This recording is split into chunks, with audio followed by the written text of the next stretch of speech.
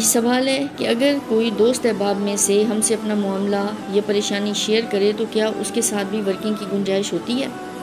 جی ہاں، گنجائش تو ہوتی ہے، لیکن اس کے لیے ضروری یہ ہے کہ ہم اگلے کی پوری بات کو پوری تسلی، توجہ اور احساس کے ساتھ سن سکیں۔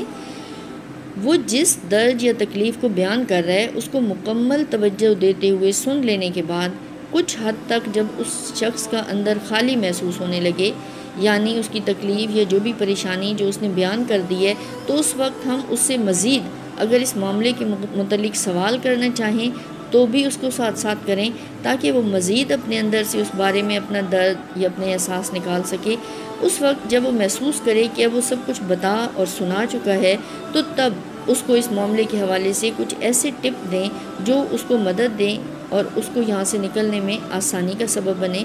اس وقت بہت لمبا چوڑا لیکچر کام نہیں آئے گا، ٹھیک ہے، بلکہ ہمدردی سے اس کے درد کو محسوس کرنا اور کوئی چھوٹا سا ٹپ دینا اس کی راہ آسان کرے گا۔ لہٰذا ہم بھی اس وقت خالص پن کو برقرار رکھتے ہوئے اس کو راہ دکھائیں جس پر چل کر وہ اس مشکل سے نکل سکے جس میں وہ اس وقت پھنسا ہوا ہے۔ ہم نے حق بات کہنی ہے، مگر آگے کے جو بھی ہمارا آگے ہے اس کی قبولیت کے انداز اور لیول کو دیکھتے ہوئے حق بات کہنی ہے، یعنی جس وقت وہ اس بات کو اپنے اندر جذب کر سکے تو تب ہی بات کو اس کے سامنے کہنا زیادہ مفید ہوگا اور اس کی فلاح کی راہ سے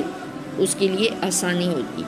اگر آپ اس شخص کی گنجائش اور لیول سے بڑھ کر بات کریں گے تو وہ اپنے اندر جذب نہیں کر سکے گا اور نہ ہی اس بات یا پوائنٹ کا اس پر خاص اثر ہوگا اور جو وہ اس سے فائدہ نہ اٹھا سکے گا اور نہ ہی اپنی مشکل سے نکلنے کے لیے کوئی راہ تلاش کر سکے گا۔ لہٰذا اس وقت صرف یہ محسوس کریں کہ اللہ کا بندہ اور ایک امتی ہے اور ایک مشکل کا شکار ہے۔ اس وقت آپ کا دل سے اللہ کے ساتھ جڑا ہوا ہونا